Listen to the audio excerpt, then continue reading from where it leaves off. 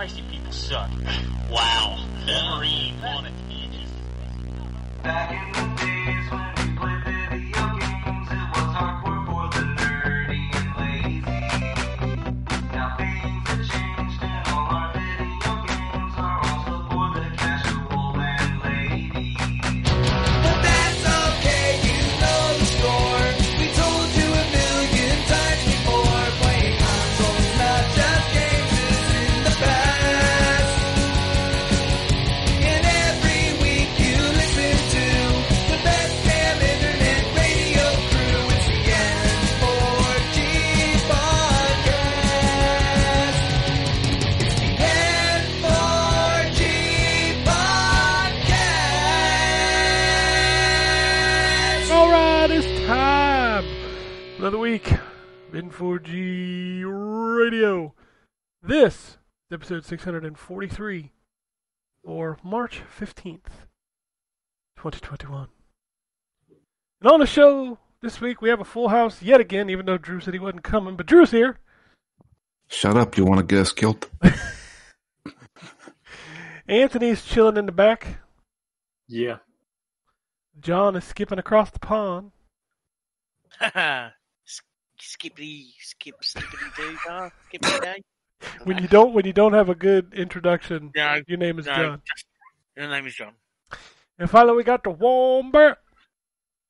I'm wired up. Oh, God. Word up. Are we going back to the Cameo podcast that I need to start? That's right. Word. Cow, Cow. crankies. Oh, geez. Tell me what's the word? A word up. Yeah, Jonathan Davis, no. No. Ow, baby. I'm broken. It's like candy. Let's talk about video games. Those are a thing. Nobody's played any. No. See? I have two confirmations, and I'm pretty sure Ryan ain't played nothing either, so we're going to have a good video game show. It's going to be a great video game podcast today. I know, it's terrible, because, truthfully, the only things I played I can't talk about. But anyway, let's start with Drew. We got... I've got, well, let's see here. I have The Division 2. Oh, I went back to that. Series X update. A friend of mine that works with me mentioned that he had jumped back into The Division 2 for a little while. And I said, well, let me give that one a shot. Let me tell you. 60 frames per second in Division 2 is a godsend. Yeah, it's pretty... That feels amazing. Looks great, too. That game still looks really good. I think if you go back to the original Division, it looks bloody good still. Yeah, both those games were really impressive. But I started a new character because I was like, I don't know what I'm doing or where I'm going in this game, so I just started a new character. And I kind of want to play through that game. I think that's going to be my game when I'm not doing Phoenix Down games. Play through that. Because you can jump in, do like one or two like little side missions or something like that, and still feel kind of satisfied. I got a little bit, They do a pretty decent job with the loot there. So I'll have to keep an eye out for you when I jump online, because Okay. I haven't played multiplayer on that or co-op at all. I've only ever sort of played single player, so I'm sure it's a lot more fun when there's one of you. Oh, absolutely. And I also, so here's, we talk about the Game Pass quests and stuff like that. I tell you, it feels really nice to buy something and not spend a dime on it. Doesn't it? Yeah, because I have like 75,000 Microsoft points right now. Yeah. I was able to get 3 months. I extended my Game Pass for 3 months, and I purchased the DLC for the Division 2 because it was currently, I think, still today. It may be the last day to do it. The DLC for the New York DLC where you go back to New York is $7. Going back to Yes. Cali. So oh Jesus! But I bought the DLC for $7 and didn't spend any money on it. I just used Microsoft points to redeem a $10 gift card, and bam, there it is. I feel like I buy a $10 to $20 game every month just from doing those quests. Yeah, it's great. Like Yeah. that's like nobody talks about that. Well, nobody you know, because nobody plays on Xbox. I guess that's the thing.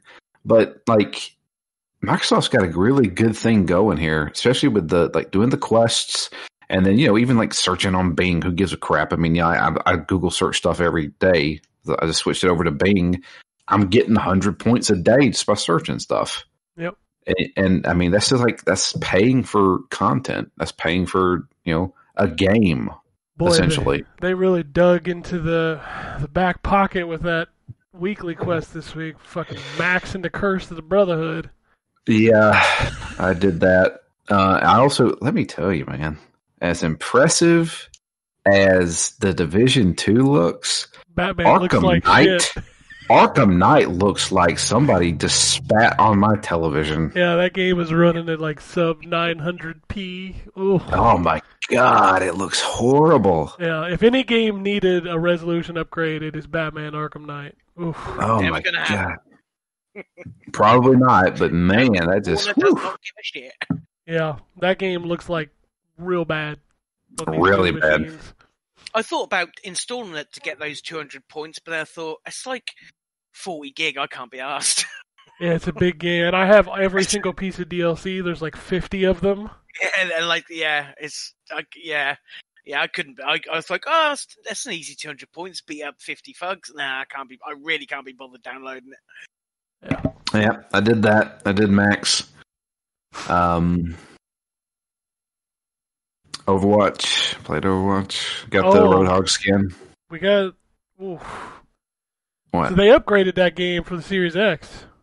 Oh, right. Yeah, they did. Yeah, which they didn't do it for the PS5, and from what I understand, it's because of the backward compatibility shit. Like, it's harder to do on the Sony platforms without just making a new game. Right. I did my competitive placements in 120 frames a second, Drew. I can't go back to 60 now. No, listen to you elitist. No, like, I tried it. So I was like, do I really notice it? So I did 5 matches at 120. And I was like, man, this feels really good. I switched back to 60. I'm like, who put bad Who's piece got the through lag the switch? molasses?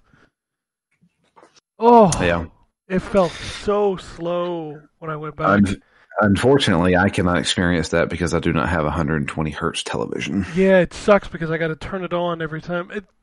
I don't have to, but the way it works is if you switch the Xbox to 120 hertz, it enables the 444 color, which disables a bunch of stuff on my TV due to a bug.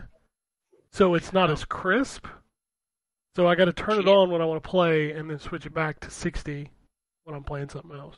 Ah, gotcha. But it only takes That like sucks. 2 seconds, but Still, Yeah. Oh, oof. But hey, they did the 4K update. Yeah, you can run it at 4K, 60 frames a second, and I mean it was already 4K kind of dynamically on the X. Yeah. But now it's full 4K 100% of the Yeah. time. That looks good. I did install that. I never played it though. So, I can take you into one of my games, John. oh Jesus Christ! No, I broke 10,000 this weekend, Drew. no, look at you. 10,004 was the last count. Hours. No, games played. Oh, Games Christ. played. Still, that's a lot. I'm at 10,004. 2,500 hours, 10,000 games. Cool. Well, by the time 2 comes out, you'll have probably doubled that. No, God, no. That's been 5 years, John. That's 5 years worth. Yeah, that's what I said. Well, 2 will be out next year. Mm-hmm. It ain't gonna take 5 more years for 2 to come out, so relax. No. No, we've seen a lot of gameplay of that. Yeah, like they probably could put that out minus a few things. Yeah. But, yeah, I played Overwatch, still playing some Persona Strikers.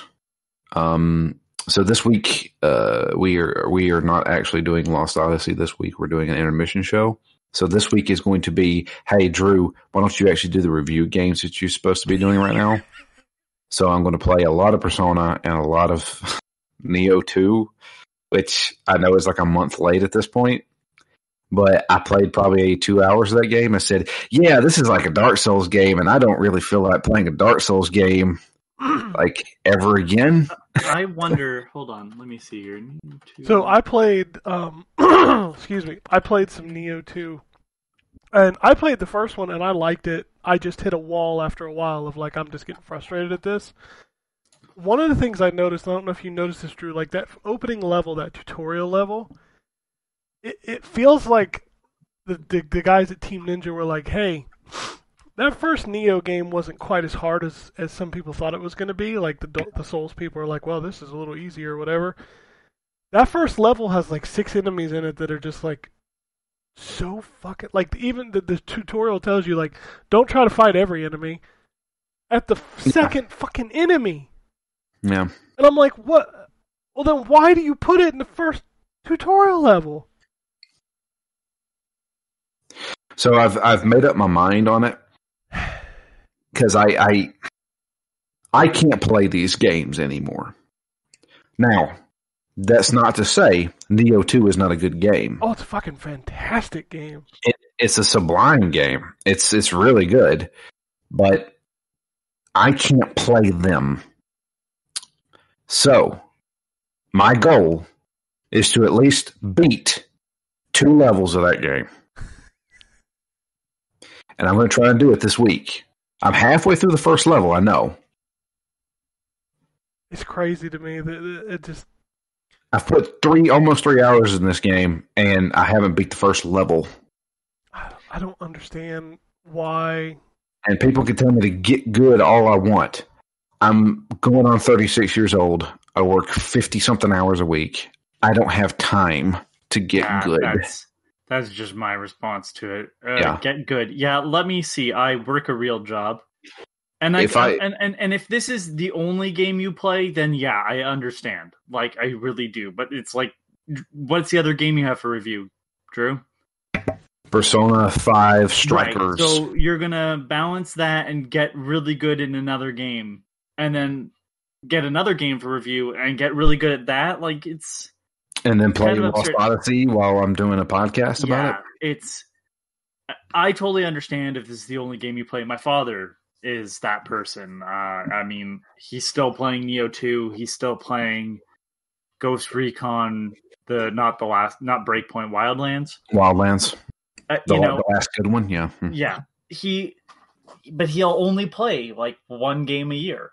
So, of course, he's going to be really good at it. Yeah. Eventually that's all he does. Yeah, but let me ask you the question, and I'll throw this back out because we seem to have this conversation on a weekly basis. Would putting a mode in that, like that's in the new Control, where like one hit kills or like you can't die, would that hurt those people that that's the only game they play? I think the only thing I'd say is that you don't get to have multiplayer. If you can disable if you turn the multiplayer. mode on. If you turn the mode on, multiplayer gets totally removed. Yeah. Well, that sounds like no problem, because I'm going to tell you this right now. I've been playing through Control again. I turned on that one-hit kill mode. I feel like John Wick. Yeah, I don't know if I'd go that far. But yeah, but that's a choice. You don't have to turn it on. That's my point. It's one of those things where it's like, I don't see an issue with it most of the time. I don't think an easier mode in Dark Souls is going to hurt anyone. I would say, though, that again, like, I wouldn't want that interfering with the mode that like most people will play, the normal difficulty in a Dark Souls game, because I wouldn't want multiplayer to be potentially ruined by that, because that is a function of, it's a little bit different in Neo, but Dark Souls with somebody just invading your game, I wouldn't want that to be ruined, right? Yeah. I mean, they're able to disable achievements if you cheat, so yeah, why not? Yeah, there's ways to get around that. I think it's more to do with the badge of honor. The whole I beat Dark Souls with a GameCube controller with my left foot tied behind. Good, put it on your fucking resume and see how many jobs you get from that. That's what it is, isn't it? It's like that's certain people's attitude is, well, I had to bust a gut to beat this game. I'm proud of that achievement. That achievement is mine. To have an easy mode takes that away from me. Not that it makes that game more inclusive to people who aren't and don't have the time. That doesn't make the game good. It doesn't. It doesn't make the game good. No, Play. absolutely it doesn't. Here's a challenge. Play and finish something like Perfect Weapon or oh god, what's the other one? Ride to Hell. Ride to Hell. A game that is difficult because it is broken, but it's difficult. Like, that's a badge of honor because not only does it show that you have the badge of shame. I'm not saying that it's justified. I'm just saying that there's certain people with that attitude, very gatekeepery, very I've done this to make it easy so that anybody can do it. That sullies my achievements, and that's first off, John. Okay, then turn achievements off. I don't give a shit. There are people out there. That's one of the. I don't have that problem. I would love to see those games have a difficulty setting for people who don't have the time or don't have the dexterity to pull off parries and shit all the time. I'm saying that there seems to be in that crowd a section of people who would feel very what's the word I'm looking for? Very attacked. Attacked, yes, that's the one. Because people suggest that it should the game should be accessible to everyone, and I think that's the wrong way to look at it. Absolutely, but there definitely is people out there who think like that. Well, there's this that's in every community. I mean, it's the same type of behavior as leads to I liked that band before they were cool or before they sold out. It's the same genesis. It's this sort of wanting to be a part of something more exclusive. They feel need to be validated. Yeah. Well, what about how do those people feel about the PC version where you can just turn on Cheat Engine? Well, I mean, there was articles written about that back with Sekiro. Oh, I bet they cried themselves to sleep on their giant waifu pillows. People were very angry. And look, I get it. You know, hard games have the right to exist, but like easy games have the right to exist. Well, and the common defense for a hard game as well, it's the creator's vision. Oh, fuck off. That it should be difficult. Okay, and the same people that bitch about now, the creator's vision are out there blasting the Snyder Cut every 5 minutes. Fucking, it's okay. Like if it's the creator's vision to sell one copy, then or sell the game at an absurd. Like, why is that not used as a defense for DLC? Well, it was the creator's vision to sell this much trash. Like, it's never used to defend something other than things I like in video games. Huh, I'm going to make the worst game of all time and say that it being terrible is my creative vision. Yeah. I mean, that kind of is used sometimes. Did it with Deadly Premonition. Oh, no, Deadly Premonition is not bad because of the creator's intent. I mean, it's charming in some ways because of it, but that is not the intent, clearly. And number 2 proves that, because it apparently runs even worse. I've seen video, and I'm like, I don't know if I want to play this. And people love it. I love it, but I'm going to tell you right now, that game should... No, but you're one of the people that will say you love it, but you accept its shortcomings, whereas there's a lot of people out there be like, well, this game is fantastic. You can love something that's bad. Trust me. Well, yeah, I love plenty of like movies and stuff that are bad. Oh, absolutely. God, yes, absolutely. Yeah, I mean, Christ. Just admit it's bad, though. It is the creator's intent that The Room is so awful. By the way, it's not. Everybody should listen to the audiobook version. Don't read it. It's boring if you read it. Greg Sestero does the perfect Tommy Wiseau impression throughout. He changes his voice a couple times when reading his book, The Disaster Artist. And man, the original script for that sounds like a fucking acid trip. He had to do a bunch of changes to get that even close. But, like, you know, people will say, well, it's the artist's vision. It's like, no, it's... The artist's vision is far more boring, I think, in terms of what we got as a script. It's that it's so poorly handled that makes The Room interesting. And sometimes that's with video games. Most of the time it's not. But it's just I don't understand why that conversation happens so much with difficult games, really. Like, I'm not coming to your house and taking away your trophy for Dark Souls if I played on an easier version, you know? Yeah, you are. You're invading my space. It is such a weird... It's such a weird connection between the two. Again, I don't have an issue with Dark Souls existing as difficult as it does, but you talk about all the lore, and then you go, everybody should play this game, and then people go, I don't think it's that much fun. Yeah, because it's really difficult. And it's not just people that... Good. What the fucking conversation are you trying to have? It's not just people that suck at the game, though. It's also people who legitimately can't... Like, not even to have accessibility options for people who might not be able to have the dexterity for that. Well, so again, there are certain people within this community, and again, these communities exist in just about every fandom, where a large part of their enjoyment of video gaming was its exclusivity, was the fact that they felt like they were part of a smaller community that loved video games and were persecuted as dorks because of it. And as gaming has become more popular as a medium, there are people who have shrunken their own circle intentionally so that they could say, yeah, gaming's more popular, but I'm not one of those gamers. I'm an original. Right? I was gaming before it was cool. And I was 4 years old when I played the original Final Fantasy on the famous Famicom. The same thing happens with comic books. I mean, look at what happened with comic books over the last 10 years as the Marvel movies have become more popular. You've had a segment of people who have cast off the Marvel movies and the Marvel content because it's either not true to the comic books or not as true to the comic books as they want it to be, or it's not as good as the comic books.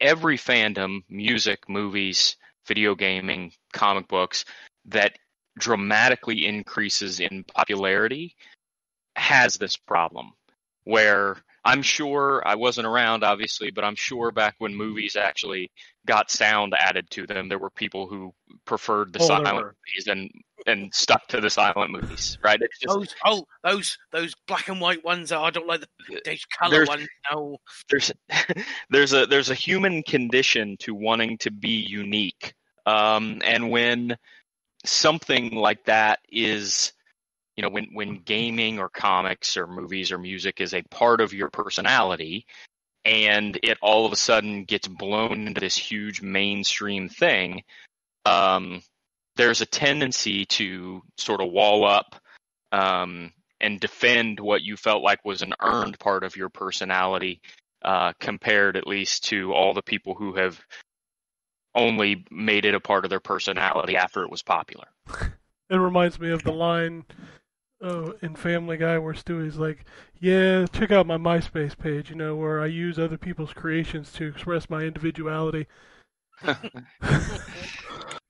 It's, I know how this feels, but it's in a monetary sense. Me and my idiot friends that I lived with streamed video games and hosted a online podcast in 2008. And we did it for fun, and nobody paid us. I see people who are doing the exact same thing we are doing and making millions of dollars a year. And they hate it. But we were doing it. What's that? I said, but we were doing it first, and it's harder for us because we're not getting paid. Yeah. So, the fact that I'm gatekeeping the world of podcasts. To be fair, that is my response when I hear podcasters or anybody online say, do you know how hard it is for me to do my job? I did not choose your job. So no, I don't care. I can do the same thing as you. It doesn't mean that your job is like YouTubers and all that stuff. It's like, I'm not like, you got kind of lucky is kind of part of this. That's the big thing. It was funny but the opposite spectrum of that, because I hate to bring it up, but I bring it up sometimes because it still irks me to this day. The fact that guys who are getting paid to be on a podcast and review video games specifically read off my fucking review and make fun of it on their podcast. A guy who doesn't get paid to do this. They can fuck themselves. They can go fuck themselves. And it was GameSpot. Yeah, and the dude that did it now writes for Divinity Original Sin. Yeah. Oh, I would have torn him apart, but I mean, he wouldn't listen to us, send Anthony. shit. That's the thing, is we can't get an audience with a great GameSpot. but I can send shit in a box to his front door. Yeah. I just to this day I was like, really, you guys are straight up just making fun of the way I write. Yeah, which I have to give it to the other host that was on there. He's like, hey, did you guys review this? They're making fun of my Neptunia review. Oh, yeah. You didn't give it a good score. I'm sorry, I don't earn jerk-off pillows. No, that's not. Face on it. Their complaint was like, why would anybody review this? Oh, look, this site reviewed it. Let's read it on air. Yeah. No, The whole thing was Metacritic released which sites had the top aggregate scores because they reviewed the most games, and they read off reviews from each site that were quote unquote no name sites. And ZTGD was one of the sites, because you know why? Because we review almost every fucking game that comes out.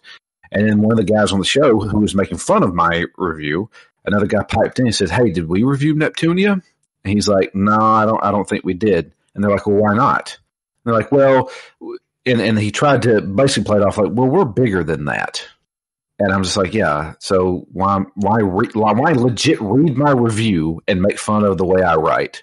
I don't know how we got here from our original conversation. I don't either, but you know. But I will say this, because it's still in the depth of my soul when somebody makes fun of something that I wrote. But it's like, like I cannot draw the line from where we started to here. But like, hey, dummy, if you're on a podcast for a site that reviews video games, like I am now, and I'll inevitably regret this conversation when I look at myself in the mirror later. If you're on a web, or if you're doing that, like, hey, dummy, you're doing the same thing. It doesn't matter what games you review. Now, if you're a site that gives everything 10s all the time, now I have some questions for you, but I'm not going to mock you publicly. But it's like we are in the same boat. You owe your job, or you own what you do online as a game reviewer, to people that make video games. And if you go, I'm beneath that, then maybe you should find another gig. Well, he did. He went and wrote for video games. Yeah, well. I don't know. The The Metacritic conversation has caused so many issues because we are highly regarded on Metacritic. And Open Critic. Yeah, but... there's no reason why I would be specifically one Cheap-ass Gamer... critics or whatever. Cheap-ass Gamer came after Justin at one point. Because he loved the South Park game that came out.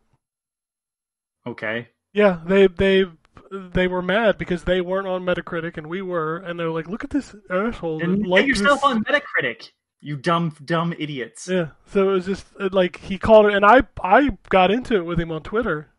I was like, "Look, what's your fucking problem?" Like, he liked the game. Is it so unbelievable that somebody liked a game you thought was trash? Like. And I guess rolling back to the original conversation, it's like I have no issue with people liking Dark Souls for its difficulty. I really don't. I was like, "Well, they made a fourth Dark Souls." Yeah,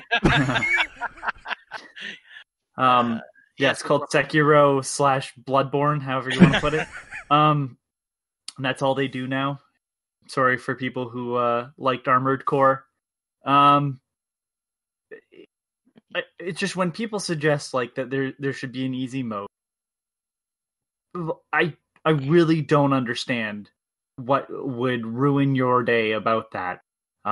Especially in a world of accessibility. Like I've told this story before. I hate when I repeat myself. I really do.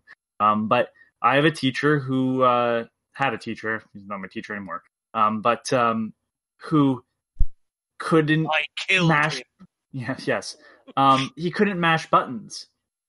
So any game that required him to constantly be hitting like one of the face buttons, he couldn't do it. So when I see accessibility options like hold instead of mash the button, that goes a long way. And I realize Dark Souls isn't that type of game. He would have been shit out of luck in the mid-2000s when he fucking every game had it. He would have let Meryl die. It's one of those things where it's like, some of us, we all live under different circumstances, so I don't understand why this game has to be played in such a way. It doesn't. There's no. You know what I mean? There should be no. Your level of expertise at any one thing should not be a barrier of entry for something that you could enjoy. And specifically, I bring up Dark Souls because I feel like that is the game that was always brought up as this is a game everybody should play. But then clearly the conversation was this is not a game everybody should enjoy. And like, that's kind of fucked up. Mm-hmm. It's kind of like how, yes, Ken and I go at Shenmue a lot, but it's like clearly that game has some validity in the history of video games. But maybe like if you don't want people to like put another opinion forward, say, I like this game. This is the reason why I played it back then. And it was a lot of the time and I liked the story of it. But you can't be like, oh, but as soon as there's criticism, I close myself off. That's not okay. I know. This is a conversation for no one. Fuck it. All right. Drew, did you play anything else? No. Okay. Boy. Whew. I like these conversations, though, so it's okay. There you go. All right. Well, Anthony, since you're in a talking mood, I'll move over to you. Wow. Under the bus I go. Nah, you're good. Yeah, so I'm going to be honest, I haven't played a lot this week.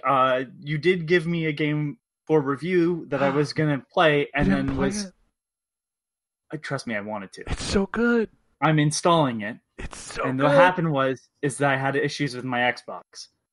Yeah. So it was like getting it back up and running, getting it able to play a video game, getting it to install the game without in the middle. So like when I reset it, nightmares. Anyways, when technology wasn't hating me, I did play a little bit of Call of Duty Black Ops while I was waiting, but it still wasn't installed. And I was trying to play that game from Game Pass that you talked about like a month ago, where it's a first-person game on an island. Looks like Amelia Earhart on the cover art for it. Call of the Sea. Oh, thank you. I already forgot about that game. I'm sorry. I was like, oh, you know what? I want to play that. And it's like, this needs a 6 gig update. I'm like, I fucking hate this. All right. So I played a little bit of Call of Duty Black Ops. And once I got past that prison section that I was stuck at months ago when I started it up and just said, I'm not really into this right now. Man, that game looks good still. Yeah. I'm sure they've done a little bit, but god damn, the original Call of Duty Black Ops looks great still. And then most of my time has been playing Genosia, whatever. And I'm probably going to write the review for it, even though Jay originally asked for it. I don't think we got a code for it, right, Ken? We did not. Okay, so I'll end up writing a review for it, but I really have to double down what my critique was last week, that this game is sold on a premise that isn't really the main focus of the game. Figuring out who is the infected amongst the characters is really not the focus. The focus is, why are you stuck in a time loop? And I think that is far more fascinating, especially with a sci-fi aesthetic and the sort of hints of what's going on. And it allows it to have these false endings that, under certain circumstances, who lives and who dies and who gets put into the cold freeze throughout the matches will change certain aspects. Sometimes they'll just have a match that ends, you get some experience, and then you can level up next round. Other times, there seems to be a story playing through that round, and you'll have like a random ending happen based on who's alive still, and some of them are really creepy, and I'm impressed. And you can only do that type of stuff with the time loop. And slowly but surely, the story keeps revealing itself, and it gets weirder and weirder. But it's also well written to the fact that every character has its distinct personality, which I should have expected, but you kind of wonder if there's going to be a repeat or not between like a cast of 15 characters that all have to talk amongst themselves. And it's got some really interesting sci-fi ideas that I haven't really seen before, especially combined. It's a fascinating game. I think people that really like visual novels will like it. The puzzle aspect of it really doesn't exist until you start having more and more abilities. And I think that's the biggest issue, is that there's a point where I got stuck and I just had to keep leveling up certain ability till I had or certain stats until I had certain abilities, because they're locked off behind stats. You can only increase one stat per level. So that was kind of the only issues. You might get stuck having to keep repeating, and you can't just keep repeating the same loop. It'll reset, and then like 2 loops later, you might get another chance. But I'm kind of addicted to playing it to the point where I bought my Switch a case so I could bring it to work and play it on my... It's a fascinating title, and there was some mild controversy with people that played it, that one of the characters is supposed to be like non-binary, genderless, but there's a distinct talk of their genitals at one point. And it's just oddly worded, but I didn't take it as a slight. I just felt that it was poorly handled, and the publisher and / translator, who actually responded to someone on Twitter, handled it really well and just said, okay, well, if you want to explain to us what the issue is, we'll go and fix that right away, because it's like they want everybody to play it. So I have to give them credit. Like, I don't usually see publishers reach out and have that good of a response. Usually there's a bit of defense before they start making changes, and right away they're like, no, let's hear about it. Like, we want to know how we handled this poorly, and sure enough, they've gone and updated it. So good on Playism.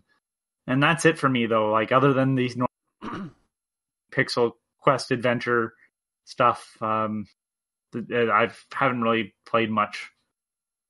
All right. Well, I'll move on to Jonathan. What you want? You talk about video games. Okay.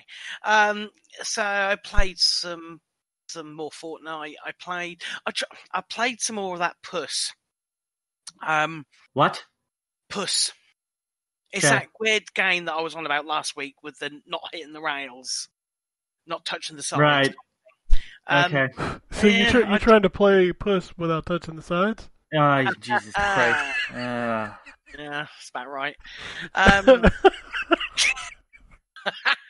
I'm 7. Yeah, yes, you are. It's really not tickling me. Stop it, Puss John. ain't tickling you. Stop it, John. I'm immature and I can't handle it.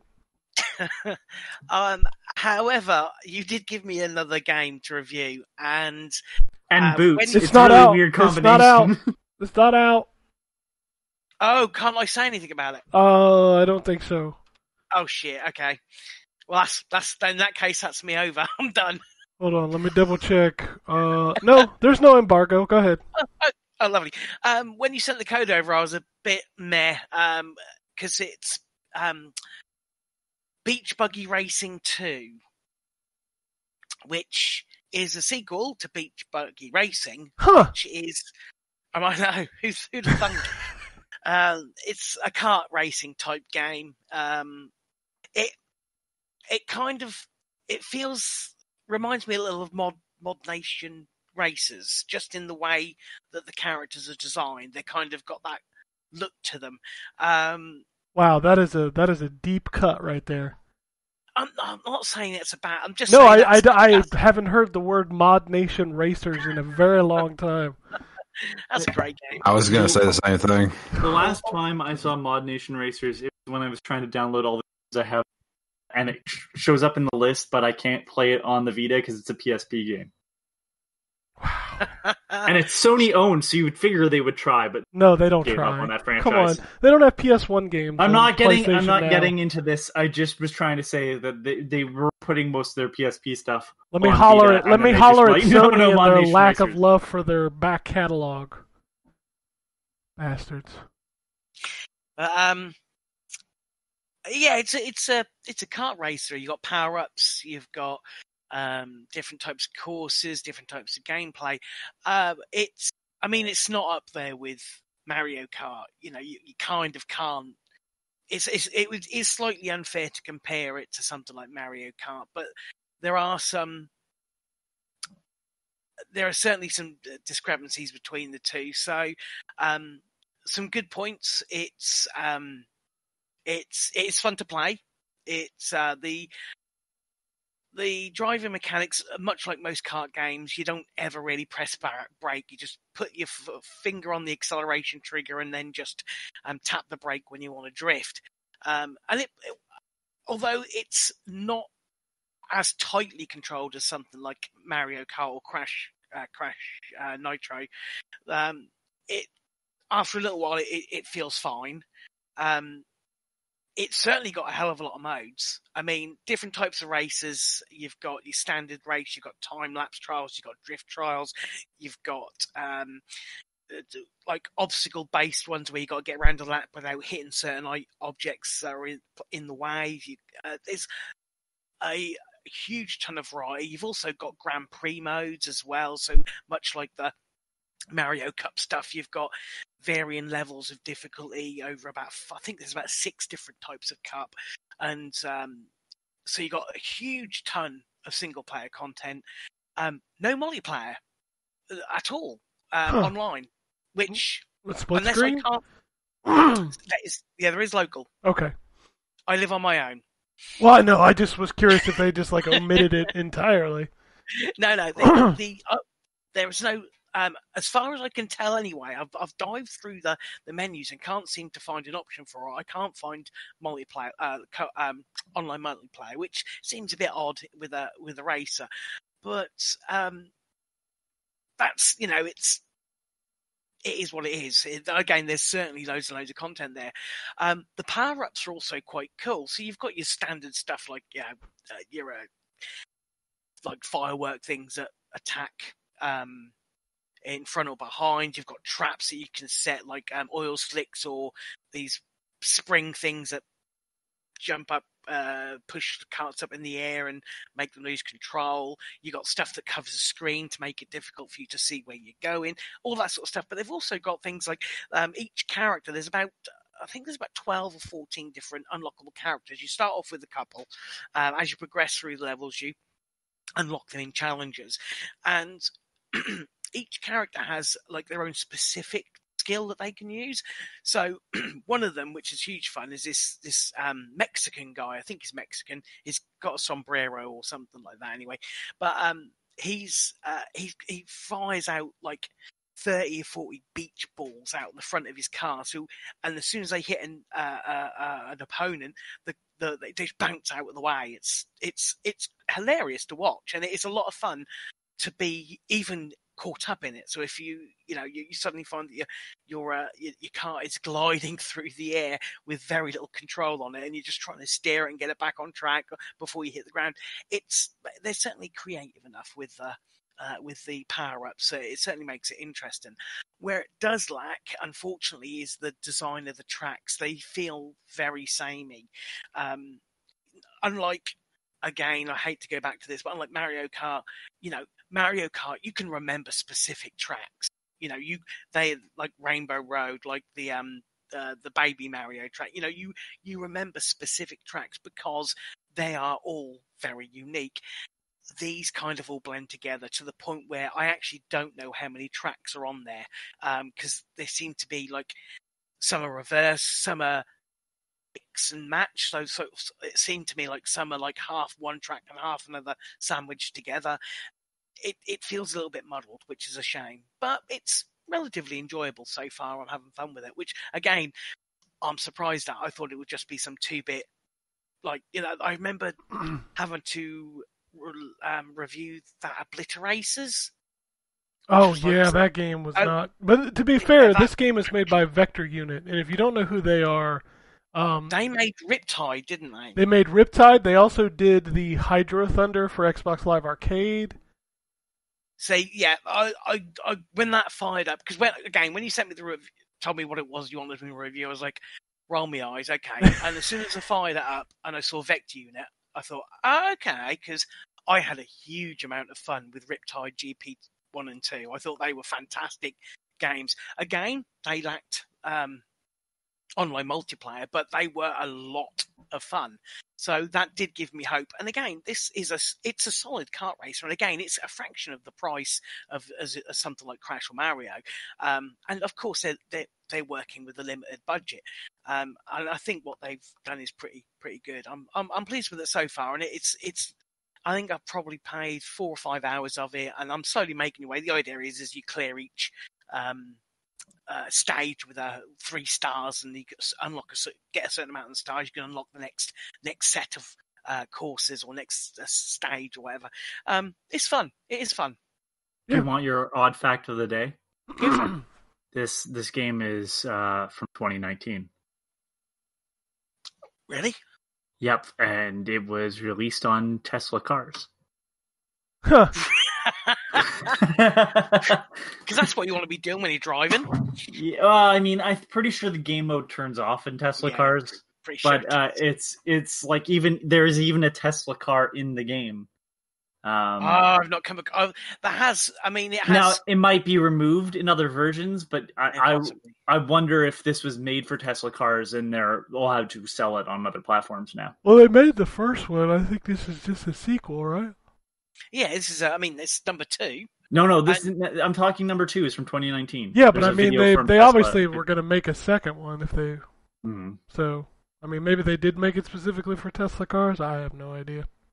Well, I didn't know that. It certainly doesn't make any mention of it in the game. The cars are all a play on like manufacturers' names. Like one of the cars that carts you can unlock is called a Lamborghini. So sure. It sounds like Lamborghini. But I haven't seen anything Tesla-wise, not yet. But there was plenty of unlockable cars to go. Yeah, I'm pretty sure. I can't afford a Tesla even with my stimulus check. Oh, did you get a stimulus check? Well, we're supposed to be getting them. I didn't get mine personally, but. Yeah, that's pretty much outside of the other stuff that I generally play. That's all I play. Can we roll back to me for a second?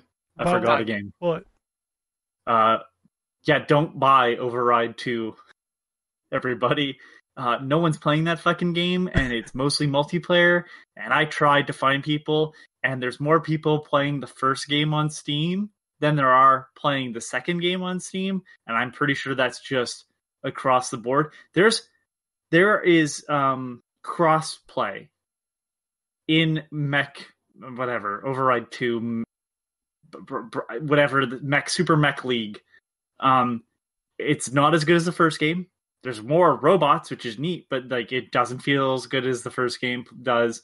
No one's playing it, and they've clearly focused on multiplayer more. I have a review coming out. You should read that if you have any interest in this game, but you shouldn't. You should just look at the first game. I'm sure it's cheaper anyways. I'm pretty sure nobody bought. I'm pretty sure nobody bought the second game. Yeah, I mean, look, all they had to do was make War of the Monsters, and they decided that's not what they're going to do. They're going to go even further away from that in the second game. And I really do not know what they were thinking, especially when the first game failed to take off. The second game, they decided to double down on the multiplayer aspect of it. No one played the first game. And when I say how many people were playing it, let me see here. Steam stats. I just got to pull it up. Yeah, no one was. I think it was 2 people monthly were playing the first game, and 1.1 people were playing the second game monthly. Nice. Wow. Yeah. And it was dead on arrival. I found a review back from when it came out in December, and I'm obviously behind, but it has garnered no traction in the months since. So, yep, don't buy that game. There are too many video games. And that's $30 you can spend elsewhere. All right. Wombat. No, he's gone. Yes. Sorry, I was muted. Ninja. So I have played literally nothing except for Assassin's Creed Valhalla. Oh, well. Yeah, I think you've had the best time out of all of us. Yeah, I am now 83 hours in. And I'm really, really, really close to the end. I've wrapped up a couple of the story beats. And I've just got probably 1 or 2 main missions left. And then I'll be done. So I am just kind of going around the world and cleaning some stuff up. And all around the world. And I didn't expect Sugar Ray. Nobody did. And no one expects the Spanish Sugar Ray. But so I'm going around and finishing up some quests. There's some mythical armor that you can get for doing some certain things, and so I'm cleaning that up, and some of the other little side sort of collectathon things that I enjoy. And then I'll actually finish the actual game here soon. So that's really it. All right. Well, I'll wrap this up by saying that some of the stuff that I can't talk about, I know John thought it was Outriders. I'm not playing Outriders. Sorry, John. It was still with the puss. That's fine. I just assumed it might have been. No. It's getting to that time. No, and we'll talk about Outriders in a minute, but one of the games I'm playing, and I wish I could talk about it, is, I don't know how to pronounce it, Kaze, and How is it spelled? Kaze. It's probably Kaze. Yeah, and the Wild Masks. I'll be talking about that. Sounds like a really bad 80s rock pop group. Yeah, think of it, it's not a secret that it is basically if you would have made this game back on the Super Nintendo to compete against the Marios and the Sonics, like, yeah. It is a 2D side-scroller with a rabbit.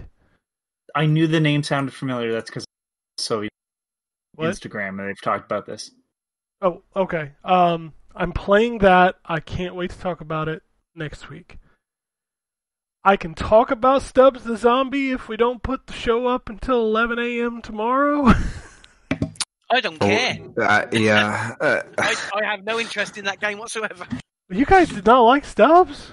I did not like Stubbs at all. Oh, I wasn't a huge fan of it. It was okay, but I loved that game back in the day, and I think it was because it has that kind of that poppy 50s art style with the like really accentuated characters. And it was just like a stupid checklist of things to do. I don't know this game, and I've seen the cover, and that's about it. It's a game where you play as a zombie, and I understood that. well, let me keep going. God damn it! Takes place in like the 50s. You're in like this, think destroy all humans kind of motif. Yep. And what you do is like you're terrorizing this futuristic past city, and when you attack enemies, they turn into zombies. Then you can control them. To kind of move them and attack more people, kind of like a zombie Pikmin, like an infection kind of thing. Like the more people you kill, the more zombies you create, and you're basically chasing down this girl who you find very fetching, and you want to meet her. It's a third-person shooter. It was built by former members of Bungie. It's built on the Halo engine, and it's a third-person kind of action game. Eventually you start getting new powers, like at one point you're able to pull your intestines out and throw them and detonate them. It's stupid. And there's really nothing else like it. Like the gameplay is not... It's just weird how the game progresses. It's not very hard. There's vehicle levels. It's a weird mishmash of things that I can totally understand why people don't like it, because sometimes it feels like it has no purpose. But I do really enjoy that game, and I'm glad to see it got to come back. And it is releasing on everything. Aspire seems to not like to do things on Xbox, but this one they actually are bringing to Xbox. Which is odd, because isn't that where the original game... Yeah, but so was Republic Commando, and that's not coming to the Xbox, the remaster. For some reason, I thought it was Microsoft-owned. IP, but No. again, that's just my memory playing tricks on me. No, it was heavily like Microsoft because it was only on Xbox. It was made by ex-Bungie people, and it was built on the Halo engine. But for some reason, Microsoft did not own it. Fair enough. So, but yeah, that is out this week. So if you had any fond memories of that game, it'll be out on Switch, PC, Xbox, PlayStation. So maybe I'll pick it up on Switch as a weird. It's a weird fucking game. Like, there's really not. At one point, you get to a level where they're like experimenting on you, and your hand becomes what you're playing as, and you can like crawl up walls and shit. This sounds like my level of stupid. It sounds like here's a fucking weird ass game you haven't heard. It kind of sounds like it's got the same tone as Deadhead Fred. I remember that game. I like that game. I like Stubbs. I'm one of the people that liked it when it came out back in the day, and I was excited to see it come back. I think that game got expensive too. Doesn't shock me. I mean, it was only on Xbox. So. Yeah, and it was like a weird title that not enough people picked up. So I want to say it might be pretty expensive, so I'm glad it's getting reissued. Yep.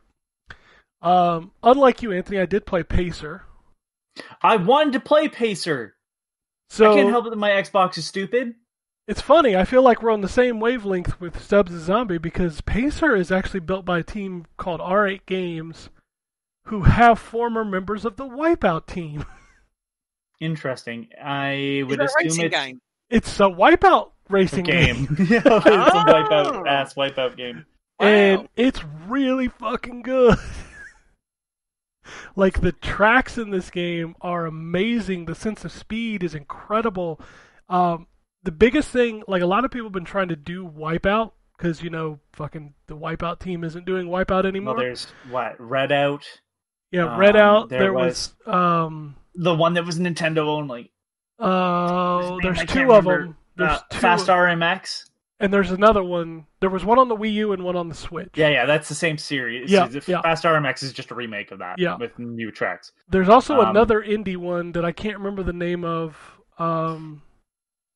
But a lot of people have been trying to capture Wipeout, and nobody has captured Wipeout, and this team captured fucking Wipeout. Like I said, the tracks are amazing. The sense of speed, the control feels so good. You've got the weight shifting on the triggers. You can change the pitch up and down. There are weapons. There's destruction mode. There's standard racing modes. There's eliminator modes. It's got that same dark techno music that plays while you're racing. I mean, if you ever had any love for Wipeout and you've missed Wipeout, and let's be fair, they haven't made a real Wipeout game in a long time. That PS4 version was a bunch of up-reses of the PSP and Vita games, which were very good. But yeah, these guys have nailed it. And this game came out a while back on PC and PlayStation, and it finally just hit Xbox this past week. And I was chatting with the devs on Twitter, and I'm really impressed. I think if you like Wipeout, you're going to love it. The indie games were tiny this week. There was only 4 or 5, I think. Pacer was one of them, so that's where I got to play that. Also, Where's My Father is a text-based adventure game where you are just being asked a series of questions, you got to answer them, and then it moves the story forward. So if you're into that kind of thing, you can play that. Pink Man Plus is think Super Meat Boy with very budget visuals. You kind of get where that game is. Doodle Devil Evolution is... I don't even know what kind of game this is. I'm like, you're mixing different kinds of... What's even the word I'm looking for? Like words. You're mixing words together to create evil. I don't even know what this game is looking for. Right, words. Dude, I don't even know. Like, you pull the left trigger to pick something, like... I don't even... It's a weird fucking game. I didn't like it at all. Alright, then. I don't even know how to describe it. It's fucking weird. And then the last thing I played was Heaven Dust, which is essentially Resident Evil from a top-down isometric perspective with chibi characters.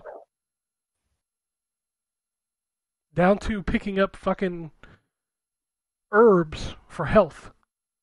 Herb. 11. Pick up 11 herbs and spices. I'm interested in this game though because it is very much a Resident Evil style, old school Resident Evil style game. I think I kind of want to play more of it. If someone at KFC is listening to this podcast for some reason, I'm sure. Hold on, shut up, Ken. No, shut up. There's your next marketing move: a horror game where, as the Colonel, you have to collect 11 herbs and spices. I love that Twitter account follows 11 people named Herb. Yes. It doesn't. Yeah, it does. No, it doesn't. It follows 6 people called Herb and the 5 Spice Girls. Oh, you're right. All right. Yeah. Same difference. But that is John. hilarious. I'm just saying. Why you gotta ruin my jokes? Ken, I have a question for you. Get your jokes right. In terms of the Wipeout clones, I have 4 here. Was it Anti-Graviator? No, that's not the one. Or wait, that was one of them. There's another one. Okay, Radial G? No, I don't know that one. That's the one. That's one where you go on the outside. It's a Trailblazers. It's one where you painted the track your color. I remember that game. That game was not good.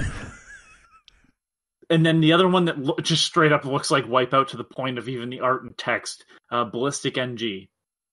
I don't which remember was, I think, a PC game only, but oh my god, it's Wipeout. Like, just God, what am take the original Wipeout. I've tried. It's Quantum something. Was it Quantum Redshift? Is the old Xbox 360 or original Xbox? But there was a Quantum game made for last gen, PS4 and Xbox One and PC. Quantum Rush? It's called Redout. Redout was the one we talked about earlier. That was a different one. There's a lot of fucking Wipeout clones. What's that? Quantum Rush Champions? That might be the one I'm thinking of. It was released on Steam and Xbox One. Yep, that's the one I'm thinking of then. There's a lot of Wipeout clones. Yeah, it looks like Wipeout. All right. Everything looks like Wipeout. Nothing's been as good. Like, I've played every one of those games because I love Wipeout, and none of them have been any good.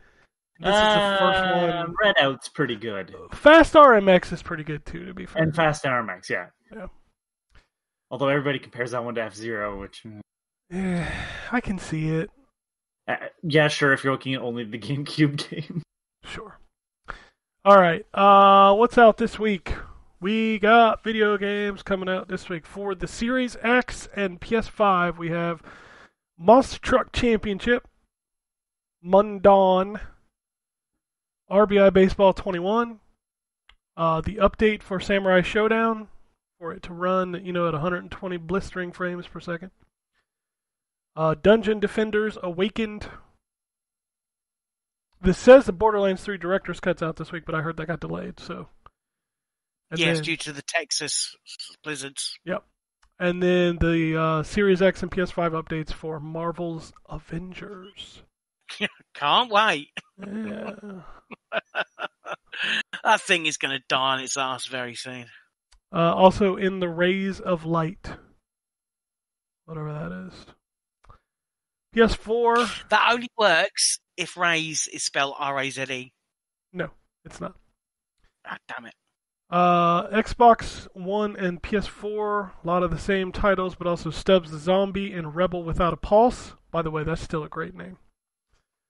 The Outer Worlds, Murder on Eridanos, DLC.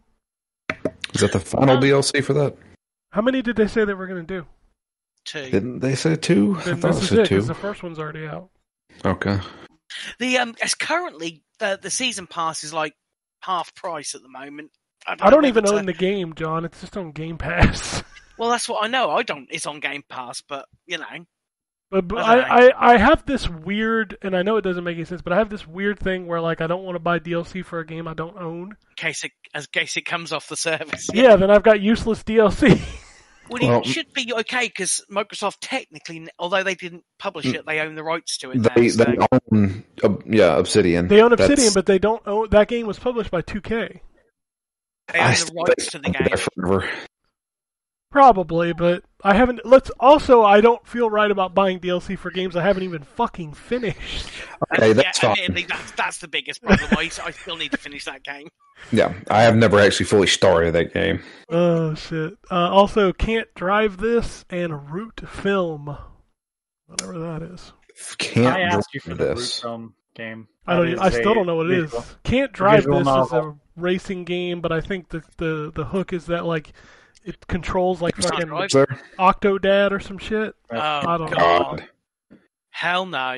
You want to watch me get really upset? Watch me That play. sounds like my worst nightmare. Yeah, I hate Octo. I hate that kind of stuff. I remember playing I Am Bread, which was the same kind of obtuse controlling thing where you had to fight against the controls. I am Bread Hate was it. fine until I had to get into the toaster, and I went, Yeah. no, absolutely not. All right, you Yeah, want to know that game stinks. You want to know the mountain of shit coming to the Switch this week? Nope. Hit me. We've got Infectra, Kingdoms of Amalur: Re-Reckoning. Oh Jesus! Wow, Well, okay. that took a while. Later Alligator. That's Okay. a pretty good point-and-click adventure. RBI Baseball 21, Saviors of Sapphire Wings and Stranger of Sword City Revisited. I'm gonna assume that's just the subtitle for RBI Baseball. Yes, it is. They sound like words. Stubbs the Zombie and Beach Buggy Racing 2 Island Adventure. In the Rays of Light, Under Depths of Fear, Dark Complete Edition. Hold on. The vampire game? Yeah, DARQ.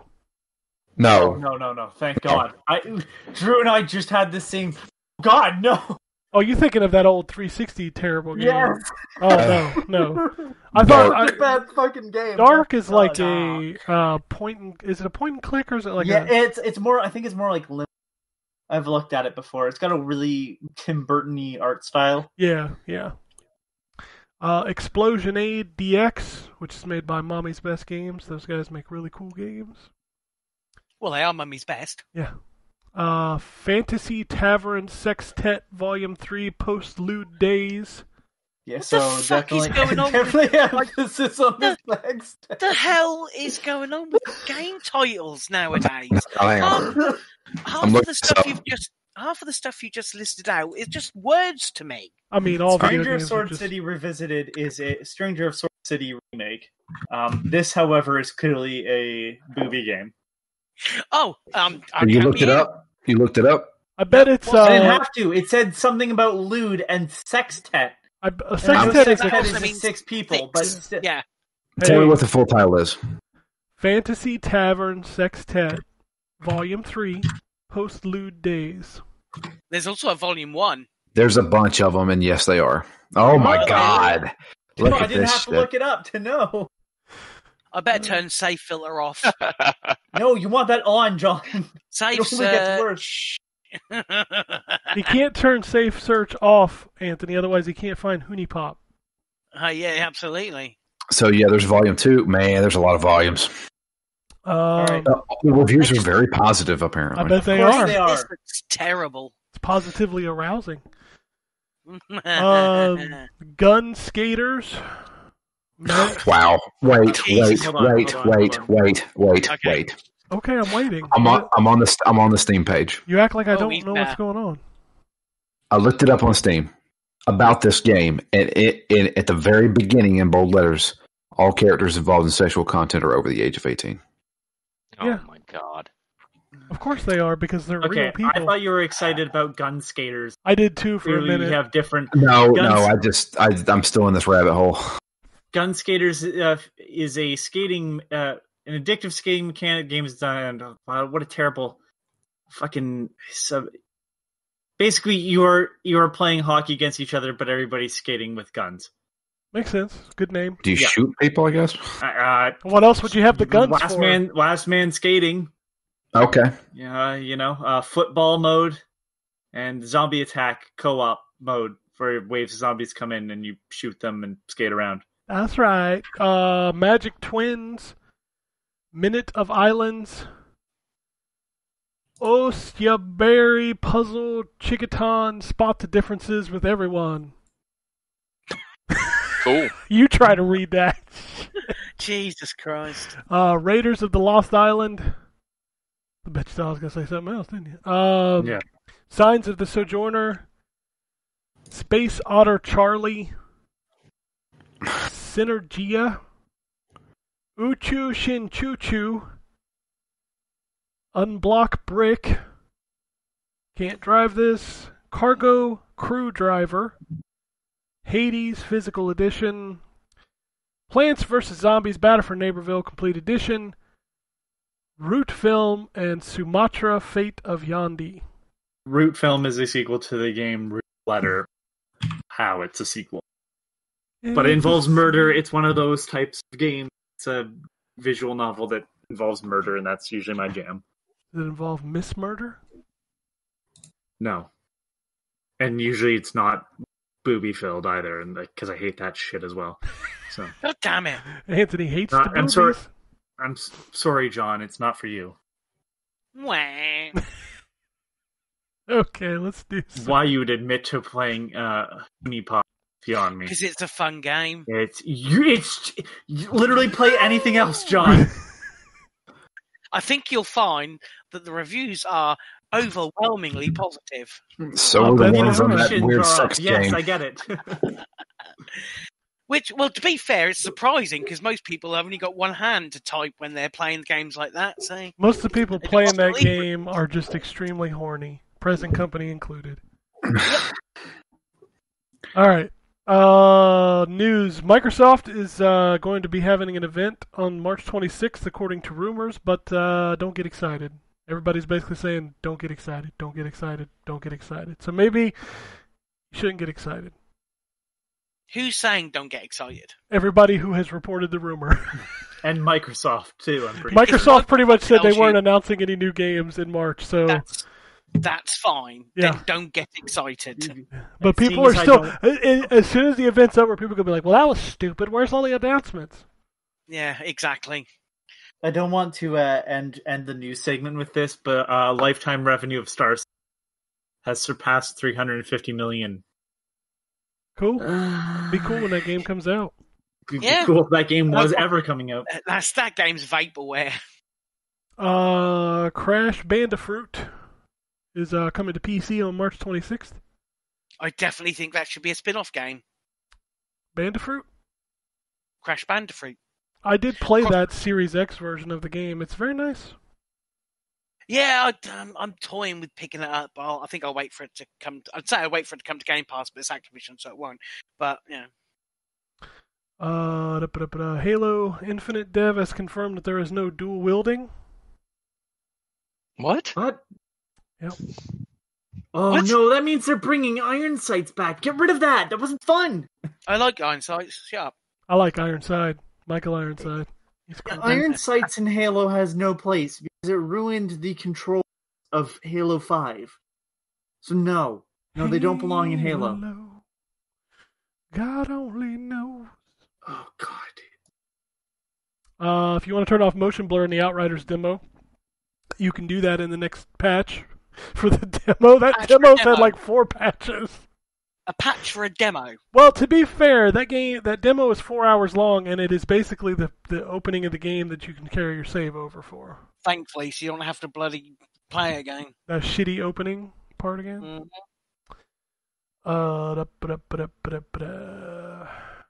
Watch Dogs Legion is getting cross-play and cross-gen support, but not yet. I've heard the multiplayer is kind of meh right now. Yeah. Because they haven't added the co-op missions.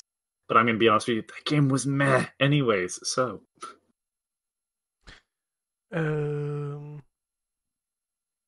Genshin Impact had a KFC real-life crossover event in China, but it was canceled due to COVID concerns. Well, they run out of chicken. I don't think that's a COVID concern. It might be. I mean, they Chickens were all might have standing in line. It's only the UK where KFC ran chicken. Yes, I know. It was hilarious when the police were involved. That's not funny. The police were involved? Yeah, no, not in the fact that they had missing chicken, but the fact that the chicken wasn't missing. Just the fact that people got so upset, the police in certain restaurants had to be called to sort out the members of public who got upset about there not being any chicken. I mean, admittedly, it's in the title. It's Kentucky Fried Chicken. You'd expect some kind of poultry, but these things happen. It's just the thought that you thought we were like, oh, the chicken is missing. Oi, license for that chicken. I don't even know what's happening right now. What the fuck are you? Microsoft closed its $7.5 billion acquisition of ZeniMax Media. They held a roundtable on Tuesday, I believe it was, where they talked to everybody from Bethesda and Microsoft, which included Phil Spencer, Todd Howard, Pete Hines, a bunch of people. Aaron Greenberg was there. And Phil made it abundantly clear they bought ZeniMax and Bethesda to bring exclusive games to Game Pass. Wherever Game Pass may be. Yeah. Wherever Game Pass may be, yes. PC and Xbox, because it's not coming to the Switch, it's not coming to the PlayStation. That we know of. You really think that's going to happen? I know I am with Drew on this. I'm making the prediction, yeah. I'm with Drew in the fact that I think that there are definitely conversations happening or have happened somewhere along the line at Microsoft to think about, well, how can we bring this to as many platforms as possible, including PlayStation. Yeah. I don't agree with the fact that it's coming because Sony will never let it happen. Yeah. I make the prediction that we will see Game Pass on a Sony console. Now, Never. When? I don't know. I'll tell you the only Sony console that's getting an Xbox Game Pass app, and that is a Sony 900X TV. It's not coming to the PlayStation. Yeah, I can't. I mean, again, as much as I definitely think Microsoft have had Microsoft wants it. Meaningful, legitimate conversation about it. Sony's not going to do that because it is, for them, although it's not taking business away, it's actually increasing the value of their console. It's too much of a step for them. It's too, it's not. Look, I mean, it took them, 2 years to get EA access. Eventually, they decided they'll have it, but I mean, that's a third-party publisher. I can't see them bending for Game Pass. They won't. But it'll upset their fanboys. Who knows? Also, if there's one thing these console manufacturers don't do is listen to fanboys. Yeah, I know. That was a joke. They don't give a shit. They just want you to buy their shit. Now, of course, they want you online defending it. Well, sure, but they'll be like, yeah, well, we're not going to do that anyway. Yeah, we're going to do that. Fuck you. But continue arguing about it, though. In the roundtable, Microsoft also announced Bethesda's catalog of games coming to Game Pass. They dropped on Friday. They included 13 new games, plus 7 that already existed. A couple of weird omissions, though. What, you mean like 2016 Doom? And Evil Within 2. Mm. And Death of the Outsider. Yeah, which is odd because they put both Dishonored and Dishonored 2 on there. But then maybe they are just saving it for next month. But why would they save it? Why would they add 13 games but drop 3? Why? Well, I mean, the Doom thing's a bit weird because literally every other Doom game is now on there. I can only think, well, maybe people have got enough to play, and this is just 3 more that we can add next month. No. 20 is a nice round total, which is the number of games. Yeah, but 7 was already there. Oh, yeah, true. And why would you add Doom Eternal before Doom? Well, Doom Eternal was already on there. They're already on there. Then why would they? I got your answer. I got your answer. Had... Your answer, and it's the answer for everything in this day and age. It's on PlayStation now. There's probably a contract that it cannot appear on another service. Probably. Maybe, yeah. Yeah, that's unfortunately the most logic into my angry rant. That's the most boring ass answer every time, but it's usually the right answer. I'd rather have a probably correct three answer of than a those stupid titles reason. on now? I don't know about the other two. Evil Within 2 might be. I don't know about. I couldn't tell you. I don't know about. Go find out Death for of the us, Outsider. Drew. Mr. Google. Captain Google, go Jesus. find out. I don't even Come think on. there's a good place to look for PlayStation Now titles. PlayStation Now games, yeah. I mean, they only add 3 a month. The Evil Within 2 and Rainbow Six Siege joined PlayStation Now as of May 5th, 2020. However, So I don't know if it's still there. but then that's the Ubisoft thing, though, saying that because Rainbow Siege is also on Game Pass, but that could be a separate deal, yeah. Yeah. And then what was the Death what of was the the other game? Outsider. But it's Dishonored, Death of the Outsider. I understand that. Well, no, I don't know how you could. Nobody bought Dishonored. I have all 3 on disc. I reviewed Death of the Outsider. That's my favorite one. I love Dishonored. I don't like Dishonored, but I did not mind that one. Yeah, I like the first Dishonored just fine. And then Death of the Outsider is by far my favorite one. I did not care for 2 that much. I like 2 a lot. I don't like 1 or 2. I don't see anything about that on PlayStation Now. So that one's just a weird one. Mm-hmm. Huh. What's just a weird one? Death of the Outsider not being on Game Pass. Oh, yeah. In addition, Microsoft has also confirmed that 5 of the Bethesda titles will be getting FPS boost probably this week. Skyrim and Fallout 4 specifically will be interesting. Yep, so I'd like to play Skyrim, Skyrim. Fallout 4, Prey is the one I really want to see. Well, that will be That would be interesting really because cool. that had problems with aiming because of how tiny the reticule and the enemies were. It wasn't even. It's not even that. Like that whole game loads so much information simultaneously. Mm. Like that every time you see the outside of the spaceship, it's all there. Like that game has a lot of. I don't know how I need they to did play it. that game. I need to play that game. At love 60 Prey. frames per second, I'm going to go back into Prey. Prey is actually a legit good game. Yeah. That nobody really played. Have you guys tried the new little compatibility options on the Xbox yet? Well, I don't need to try them. They're just on by default. Oh, okay. Well, you can actually go in and see what they are on individual games. Yeah, you can. Quite cool. But unfortunately, most of them are just HDR right now because there's only 5 fucking FPS boost titles right now. One of the things I'd really like, and we still don't have, is give me freaking patch notes on Xbox. Yeah, they took the PlayStation ones are gone now. Like nobody uses them. Yeah, they took that. They take them off now. It's they're not even an option on 5, is it? No, you're right. It's not. And the ones on 4 were just visit this website. I'm like, fuck you. Yeah, come on, guys. That's not.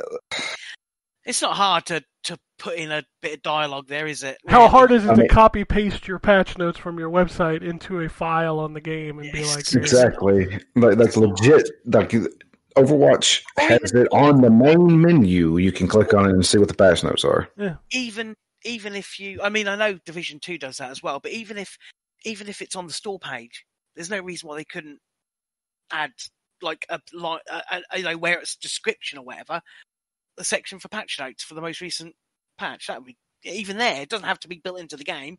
At least you could find it somewhere. Yeah, I just want to read it without having to go on the website. Yeah, without going to the website, I want to read. A lot of them I have to go to like Twitter and like search for the game. Like every time Watch Dogs gets updated, I go look at the Twitter. Like, well, what did you update? The patch notes just says it's still Watch Dogs Legion. Yeah, pretty much. Is that what they do with Cyberpunk as well? Nothing to see here. Cyberpunk hasn't had a patch in almost a month now. That game's forgotten about. No one cares. I really want to play it, but I don't want to play it until that Series X patch comes out. That's probably not coming until fall at the earliest. That's insane. That's like a year after it came out. That's why that's when it should have been released. Yeah. Microsoft has announced that achievements will be returning to the Xbox mobile app. Thank God. That's actually one thing I do miss. That app's not great, but that I do miss from it. I would like to be able to go to the store and actually buy stuff on the app. Yeah, that's the one I want. But it's never coming? I didn't say never. No, it will never come thanks to Apple. Well, we'll see. Unless what's the Epic wins their lawsuit. I mean, you can buy PlayStation games on the PlayStation app, so apparently Sony pays them. Fuck y'all. Xbox, Jason Ronald confirmed that there are more games coming in 2021 that have still not yet been announced, and I filed that under no shit. I file that under we're almost 4 months into this year. You might want to start announcing them. It don't matter. COVID has changed this entire year for like games releasing. So, I mean, you can't just release a trailer and say, "Hey, this game's coming out this year." But it might not. I mean, we saw Halo get delayed a year. Yeah, we saw Overwatch get delayed point, 2 years. I'm fine at this point with you releasing a trailer and saying it's out in 3 months. Yes. And knowing it'll be out in 3 months because Metroid Prime 4. That game doesn't exist. Look at the time frame when Cyberpunk was announced to when it released and the state it released in. Yeah. I mean, at this point, know that your product's going to come out and be a decent product. Yeah. You know, that's the Rockstar method generally. Yeah, and don't kill your staff, and don't, if you think about again this whole Cyberpunk thing, these release dates basically, in some cases, no matter how much they delay them, will force the staff into crunch and like unnecessary overtime. If your game is almost ready to come out when you announce it, there's no problems there, is there? Because you're not running to some other schedule. You are waiting for the game to be in a state that it needs to be in to come out. Then advertise your game's coming out in 3 months. I always liked the way Bethesda used to do that. I mean, they'd announce them 6 months. Admittedly, they're janky as shit, but at least they'd, like with Fallout and Skyrim, it was like, oh, and these are out in 5 months' time. You didn't have to all that 3 or 4 year wait. It's crazy. And you don't have to. I mean, it takes a lot off of everybody. It's like the marketing division doesn't have to keep, the interest of the public with a specific game for a year. Yeah, I mean, again, you take Cyberpunk. I mean, that was due to come out a year prior, and marketing would have been going to a certain point, ramping up, and then suddenly it wasn't, and then it got pushed, and then it got pushed again. And as you say, it's more expense and more energy that could be spent on more clever marketing than and more strategic ways of doing it. As opposed Let's just go back to the old Acclaim method. I will pay you to put an ad on your loved one's tombstone. So why don't you name your baby Turok and we will... Yeah, they're great ideas, they were. You brought up a good thing that I started thinking about. Rockstar, they were really good at that. And while I'm not a big fan of a lot of their games, I still find those games really impressive. Like, there's stuff in Red Dead Redemption 2 that people are still just now discovering. Yeah. Which is insane. Yeah. Speaking of release dates, we got a couple DLC release dates. Doom Eternal, The Ancient Gods Part 2. Looks like it'll be out fairly soon. There's a trailer out there. Looking like by the end of March. Also by the end of March, the Immortals Phoenix Rising DLC that I actually want to play, The Myths of the Eastern Realm, launches it by the end of this month. What was the first DLC? Just like challenge modes? It was like fucking challenge maps. It was so not good. I hate when they call that DLC as well. It's not. It's just bump. No, the worst one was still the first DLC to Bioshock Infinite that took like a year or whatever it was. It was just an arena. Oh yeah, the before the Burial at Sea one. Yeah. When the actual combat in that game sucked. Yeah. Well, I wonder, does it suck? I haven't played that game since it sucked for the time, but I wonder if you go back and play it now that we're back into like the faster speed shooters, could you play it like Doom 2016? Obviously, it's not Doom 2016. And would you feel better with that game? I don't know. I didn't like that. I remember that final boss fight, which was like just shooting that airship down. I remember Oh yeah, that thinking, sucked. But this is garbage. I mean, most of the Bioshock final boss fights were garbage. This is true. Yeah. It's not exactly a game that knows how to stick the landing in the final boss department. No, it does in not. Atlas Shrug, gay, I've referenced Atlas Shrugs, so now you're gonna fight a giant. Thanks. Yeah. All right. Game Pass. We got a couple things to talk about for Game Pass. So I sent this to Drew, but Yeah. Empire of Sin is coming to Game Pass next week. I am fully excited. I cannot wait to play that game. I don't know. cool. what That's this the is. old John Romero, isn't it? Yeah, That's the John John Romero Romero, XCOM Gangsters. Yeah, That'll be see. interesting. It's good. And, I normally don't like those kind of games, and I enjoyed this game.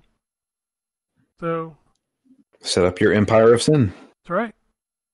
Also, this was weird. So John, this is what you messaged about earlier. This started with a tweet from Xbox Game Pass Twitter account, which if you don't follow, you should follow because it's hilarious.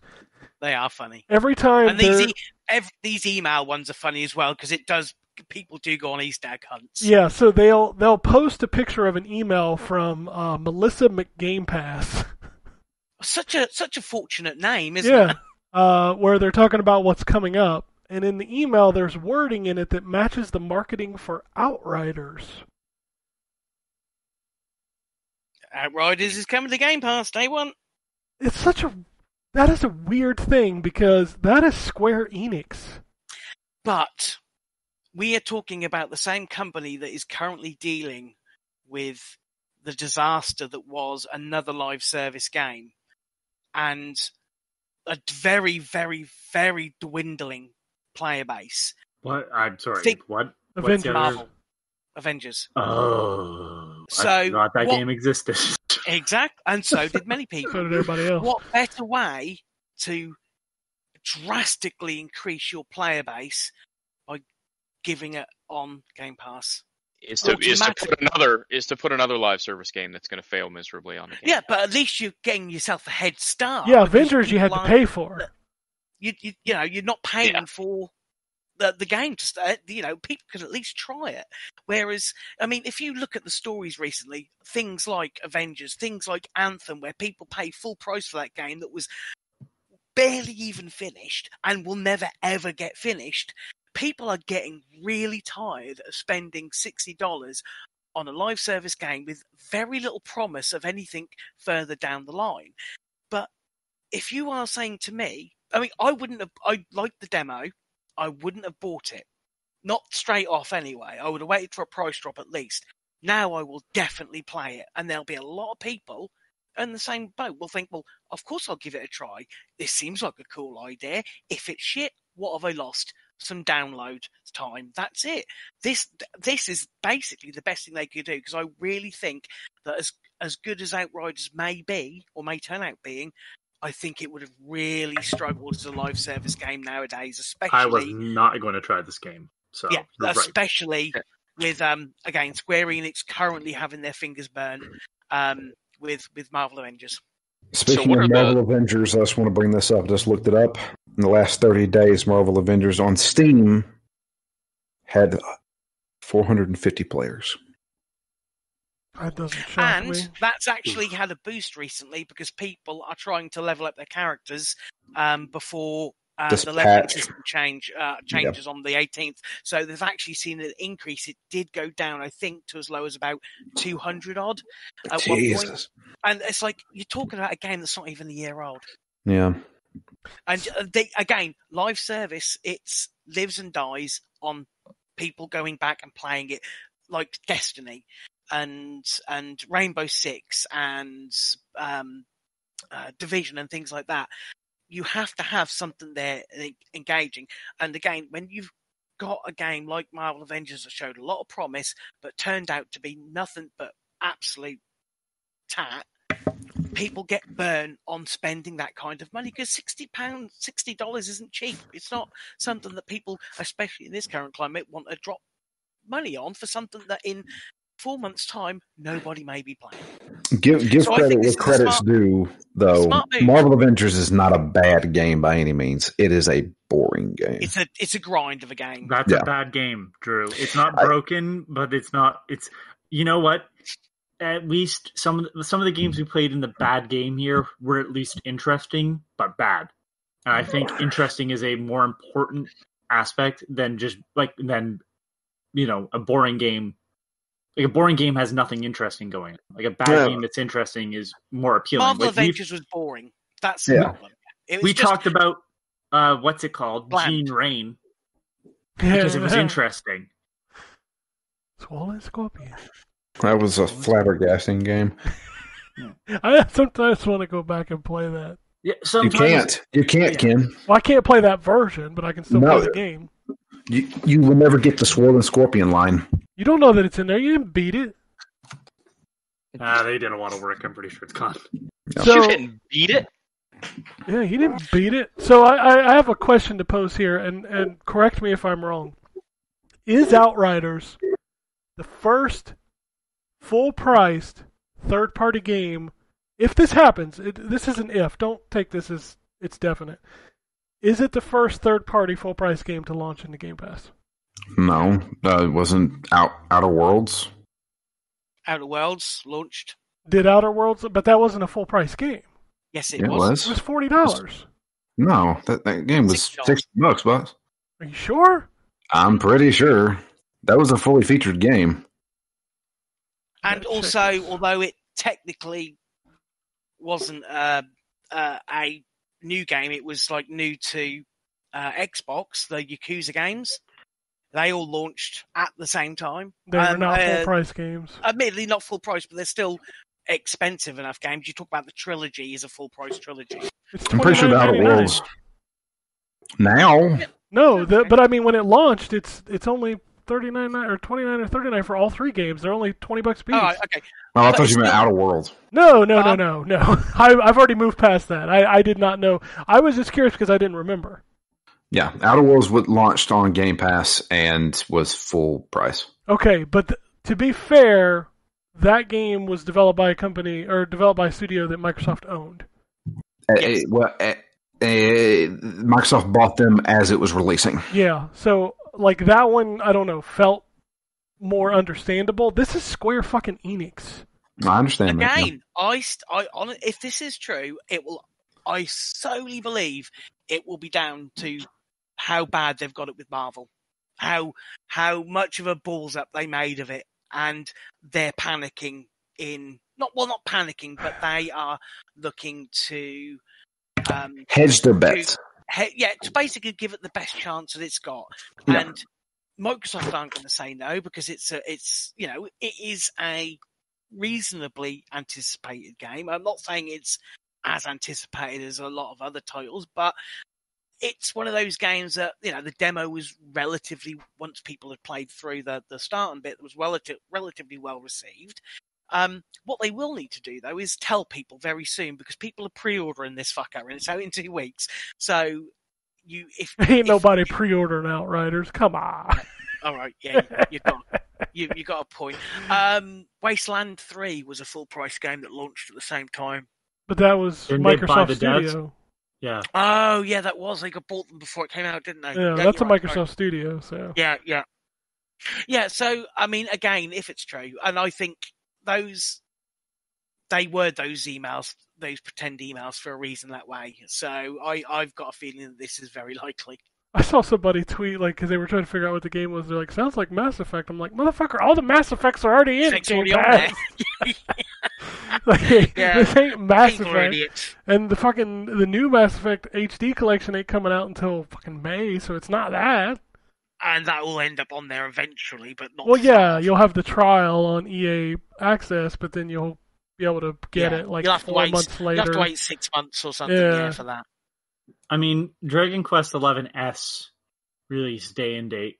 That's true, and that was That's Square what we- Enix. with it, You are with right. it, Square X- Enix. with its Xbox version. I mean, Yes. it was still on Switch, but nevertheless, it came out. Now I think that game ended up releasing at $50 on the other consoles, but it was a $60 game on Switch. I'm it just released. impressed that there are full price games launching in Game Pass, and it's not like they're unknown games. Like Dragon Quest, like you said, people knew what that was. Blair Witch was one. Blair Witch wasn't full price. Yeah, It was 30. That's a Bloober game. They don't ever make full price games. Okay, yeah, fair enough. But yeah, if Outriders ends up being a launch game, I think John's right. I think it's brilliant because nobody on this podcast would have paid $60 for it. But you put it in Game Pass, all of us will check it except Ryan. I will definitely. And do you think about the I know Ryan. amount of people who have Game I checked Pass it out now, already, and I'm good. So the amount of people that have Game Pass. I mean, the fact is that I will be able to find another 2 people to play co-op with. Yeah, and they're on the show, asshole. And Yeah, I think, if I'm crazy, it's not the first time that Xbox has done that. I think, or Square Enix has done that with Game Pass as well. Because Nier Automata, I think, got its day and date release when it came to consoles as Become as Gods edition. So I the think complete you're package. wrong about that one.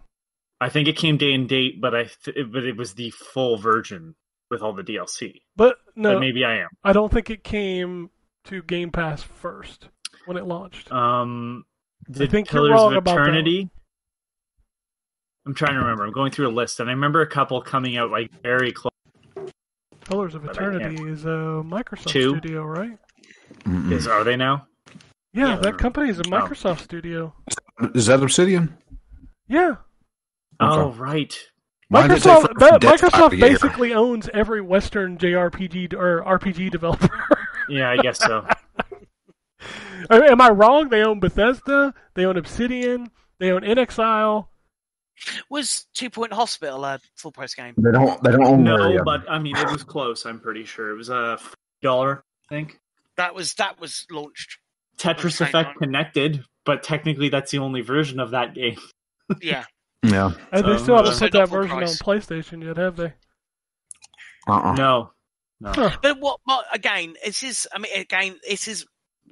isn't for sure, but I just look at what's happened recently, and especially with Square Enix, I think that this is a smarter move than hoping that people will fork out $60 for this experience, because people are just getting tired of the promise, the promise of what a game could be against what a game is when it releases. The roadmap. I mean, that's a ridiculous thing that we're having to tout in games now. Oh, it comes with this roadmap. How about it comes with a fucking game? How about that?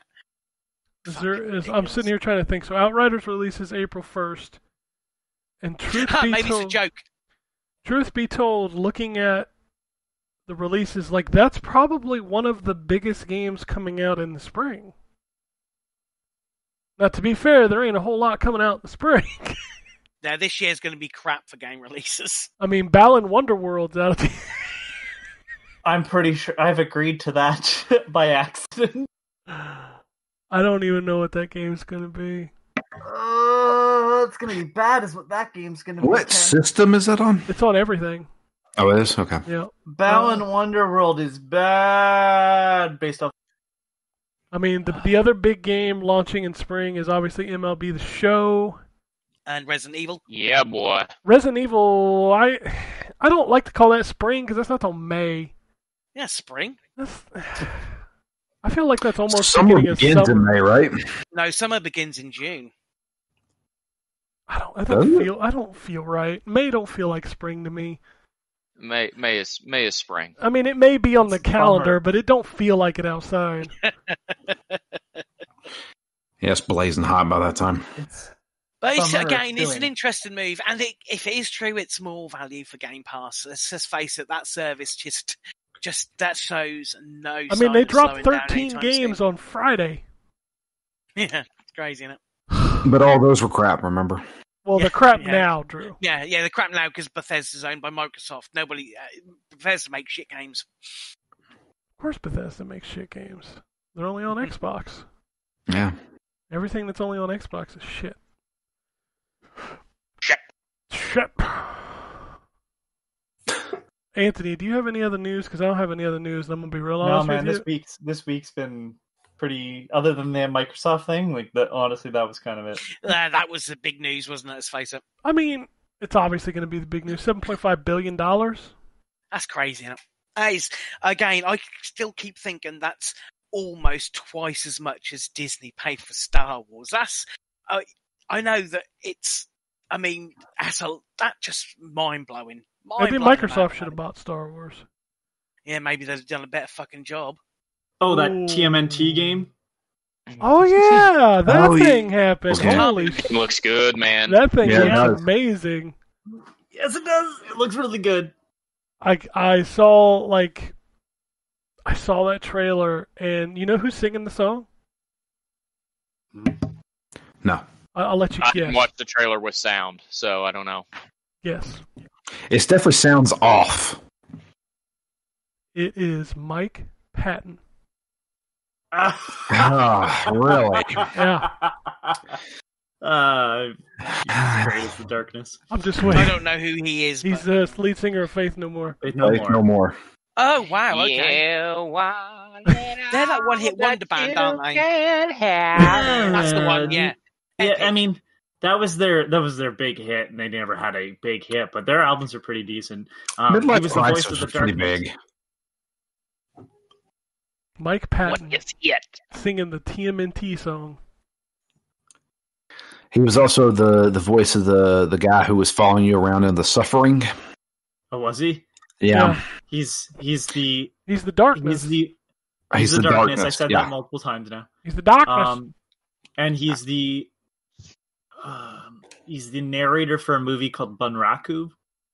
Sure, never heard of it. Oh, it's a pretty good action movie. Is he a big nerd? I don't know. He's just got He's a really weird, good voice. He's a weird dude. He's got one of the best vocal ranges. Anybody. Like, from what I understand, his work on the darkness was not altered, right? They I think they put an echo effect on him, and that was it. Yeah, like Otherwise, that is he was- actually he was- his voice. Yes. Yeah, well, dude, the guy in The Suffering's pretty messed up, too. Yeah, like that dude's let me vocal see. range is ridiculous. But the fact that he's singing the TMNT, and I wouldn't even have known that, but I know the PR person for TMNT, and she tweeted out that was like, when I was growing up listening to Faith No More, watching Ninja Turtles, now here I am listening to Mike Patton sing the song. He's going to be in a game called Edge of Twilight. He was. That sounds generic. Yeah, He it's was the follow-up to voices. Twilight. He was the voice of the infected, the smoker, and the hunter in Left 4 Dead. Makes sense. So he does all the infected sounds in Left 4 Dead and Left 4 Dead 2. He's Nathan Spencer in Bionic Commando. Oh, Jesus, Christ, are you serious? He's the Anger Sphere in Portal. Yep. So he's been in a couple of video games. Credits. I mean, he's Yeah, got to be doing something. Faith No More ain't making music no more, are they? No, they are. And he does his own weird stuff. Like one of his last albums that I heard, anyway, super experimental, but it was like all his vocals. And because he has such a range that he can just do whatever the hell he wants with his voice, it was bizarre. This is like his Wikipedia page. Patton's vocals touch on crooning, falsetto, screaming, opera, death growls, rapping, beatboxing, and scatting. Beep-a-da-bop. I'm a scat man. Well, all I can say is that the guys who did Streets of Rage 4, I think it's in good hands. Well, they're publishing it. They're not developing it. I thought it was the same developers. No, Lizard this is Cube the did. developers. This is the developers of like Flint Scott Hook. Pilgrim. Scott Pilgrim. Oh, that's Flint not so Hook. bad. They're good. Flint They Hook did- and Mercenary Kings. And before they did, a friend was telling me they've already done a TMNT game when they worked for Ubisoft. A lot of the people of the on the team, they did the TMNT movie game for Game Boy Advance. That's obscure as shit. Yep, I did. I thought like he showed a picture of it on Twitter, and I messaged him and was like, "Oh yeah, I remember this game." And he's like, "No, you're talking the Konami ones. This one doesn't have a sequel." He's like, "It's really good." So yeah. I'm 100% down for this fucking Yeah. game. If this is true, if this is going to be good, this will be the first good TMNT game since Turtles in Time. Oh, get fucked. No, you're wrong. Yes. You're incorrect. No. And here we go. Hyperstone Heist. Hyperstone Heist was good. Yep. Hyperstone Heist was after Turtles in Time? Yeah. Yeah. It just was only we on sure? the Genesis. You didn't have a Genesis. I didn't have a Genesis. Let me see here. I'm looking Any for it. modern TMNT game, though, is garbage. Well, they came out the same year, I guess. Turtles in Time, the arcade game, came out in 91. And then 92 for the Super Nintendo, and then Hyperstone Heist was 92. But later in the year. You didn't But we like take a look- Slice and Dice? Wasn't it Platinum Games who you did ha- that recent one? That game is not good. When was Tournament Fighters? Was that after? Yeah. Tournament Fighters was okay. The Game Boy Advance games from Konami were pretty good. The 3D brawlers, there was like 3 of them from Konami were okay, like on the PS2 and GameCube. And one of them included the original arcade game, Turtles in Time, the arcade game, but they had to change all the music. For some fucking reason, Konami had get the the rights rights to thing. all those, like Simpsons and TMNT. Yeah, but they didn't have the rights to the music in the TMNT game. That's weird. Because I reviewed Mutants in Manhattan, Oh, that which game. was that game was man. That game could have been good had it not been Yeah. so fucking grindy. Yeah, like you go into a boss fight and it that's- takes you 30 minutes to get through the boss And then fight. you got to do it again to like grind shit, and it's just, Yeah. Oh, And then they did the remake to Turtles in Time, which was garbage. what about that Xbox Live arcade game? You remember that? That was Out of Their Shells. Wasn't that the?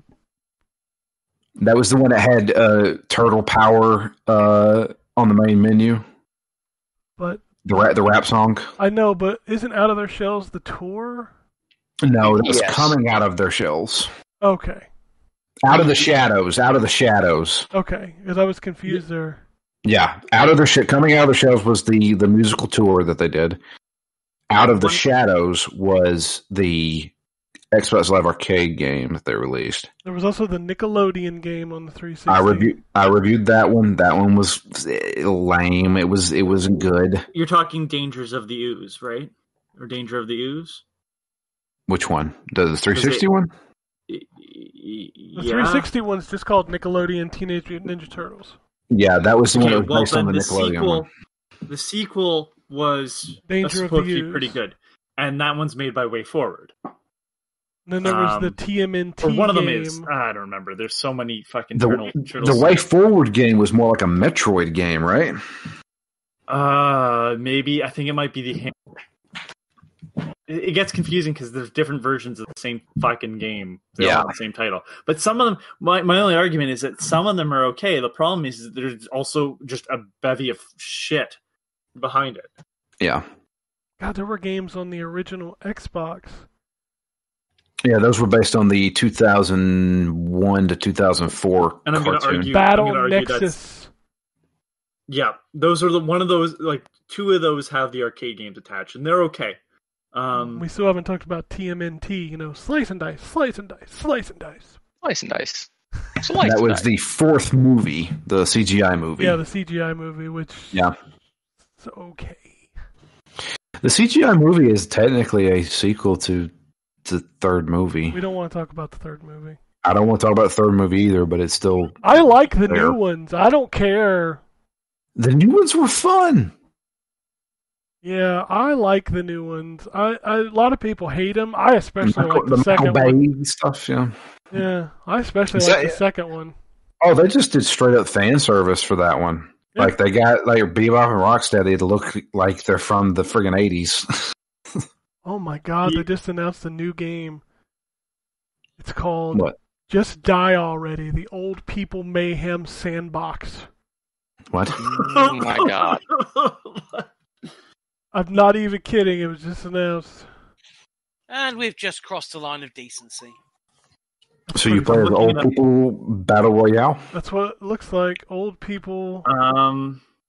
No, it's created by the people that did Goat Simulator. You're old and angry, and you've just been kicked out of your retirement home. How will you survive in a world that wants you to just die already? And It's a survival game? No, it's Goat Simulator. But you're an old person. People. I'd play that. That's Coffee Stain Studios then. I'd play that. Yeah. Coffee Stain made Goat Simulator. Yeah, well, this is a developer called Double Moose, and apparently that's part of the team that did Goat Simulator, I guess. So they spun off into a new team? Yeah. I'm just seeing if they renamed their thing. This is the same team that did Human Fall Flat, I think. Ugh. Dude, I fucking don't know. That's my sentiments exactly. Kids love that game, though. I hate that game. My son and his friends all love Human Fall Flat, and man, I flat out had to tell my son, I will not play this game with you anymore. I'll play anything else you want to play. So you'll love this. I'll play anything else but this pile of you have to do anything else. Literally anything else. By completing dangerous challenges, your goal to qualify for a proper retirement home. It's like the Hunger Games for retirement homes. You apparently can get chopped up to pieces. I see a pair of legs just jumping, but there's no torso attached. Okay, I'll play there's this multiplayer. Embrace like your... Hold on. No, you won't, Ken. Embrace your inner boomer. So, I'll play this game. Okay. Wreak havoc on the millennial and Zoomer population. We forgot Generation definitely X, just play like this everyone game. else. NPCs react differently depending on their age. Some will laugh and clap. Others will get others getting hurt, while others will run away in terror. Limitless interaction. Pick up and interact with a very wide variety of objects. Everything from giant trouts, trampolines, guns, electrical wiring, and fireworks, just to mention a few. Bazookas, axes, and trombones. Air horns and jetpacks, to mention a few more. Yes, they can all be used to hurt and maim. Yeah, I'll play this. It looks like a better version of Goat Simulator. Like, it makes a bit more sense. Let's be fair. When Goat Simulator came out, it was fairly simple. Yeah, that's true. There was so much DLC to Goat Simulator. Oh god, yeah, my son owns all of it. It's ridiculous. It's insane. There's a glue gun that lets you, for example, attach fireworks to a bike and then ride the bike. Do you have the fucking design doc? Dude, this is all on their Steam page. Like, they're just like, here's what the game is. You're gonna fuck up a city, and it's bloody. Wow, I'm surprised how much blood and violence there is. I'll play this game. It's clearly not for kids. I'll play this game. All right. I don't have any emails. I don't have any tweets. I like the wait a minute. The picture of Just Die Already. It's a picture of a sun with a smiley face, and it shows an old man flicking off the sun. Wait, does it really? Yes. That's pretty good. If you want to send us, sorry, I didn't mention too much that. time. If you want to shoot tweets at us, at N4G Podcast. If you want to follow us on Twitter, Drew is at Drew Leachman, Ryan is at Wombat RP, I am at ZTGD, John is at John WK, and the site is at ZTGD Content. Phoenix Down, as Drew mentioned, will be intermission this week. Yes, intermission. We're going over internet mysteries and strange, creepy stuff on the internet. There you go. Then you're back with Lost Odyssey next week. If you want to shoot us an email, podcasts at ztgd.com. And that's all I got. Thanks, Yahoo. You're welcome. Unless anybody has anything else, we'll get out of here. Peace. Alrighty. And it goes something like this. Epic fail.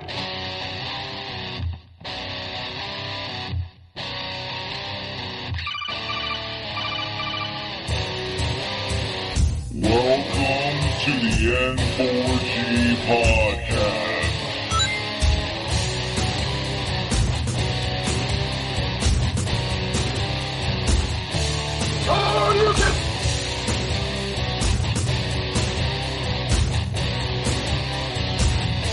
It's me, Mario. $0. This is going to be a very interesting episode.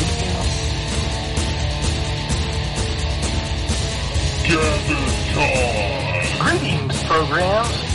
I got lost trying to find my way to the secret underground N4G Radio lair. The Wombat. I always live being angry. Killer Wolverine.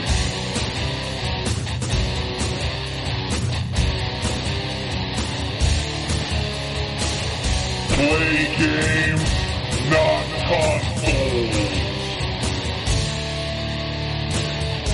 No fanboys allowed. And then I killed the dragon. 8.0.